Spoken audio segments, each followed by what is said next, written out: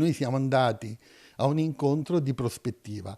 In realtà abbiamo dovuto affrontare il disagio forte dei lavoratori che appunto in assemblea abbiamo proclamato l'agitazione sindacale. Proclamato lo sciopero di 2 ore dalle 10 alle 12 di lunedì 27 ottobre, un presidio nel piazzale dello stabilimento di Castrette a Villorba. Stop al lavoro dunque per i dipendenti Benetton, firmato unitamente da CGIL, CISL e UIL.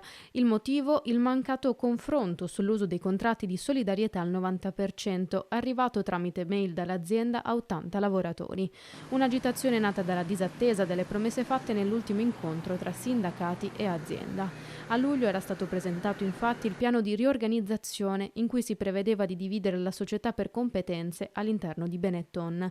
Ciò, spiegano dai sindacati, ha fatto presupporre un rilancio serio dell'attività e del marchio.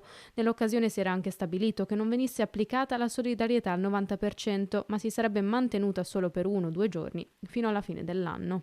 In realtà l'amministratore delegato in un modo unilaterale ha anticipato questa difficoltà nei confronti dei lavoratori emanando un'email collettiva nel quale appunto gli diceva da un giorno all'altro che i lavoratori stavano a casa in solidarietà al 90%.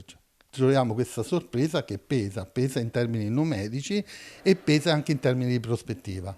3. Le richieste dei sindacati. Rimodulare la solidarietà, visto che c'è un accordo, la solidarietà deve essere intesa a una rotazione collettiva dei dipendenti in modo tale che il disagio va ridistribuito. Quindi il 90% è un numero che noi effettivamente non l'accettiamo, anche perché non è stato concordato, e la richiesta nostra è da partire da subito, prima di tutto una richiesta di incontro, e questo giustifica la mobilitazione immediata, e successivamente aprire subito un tavolo di discussione con l'azienda per abbattere la solidarietà, quantomeno dimezzarla.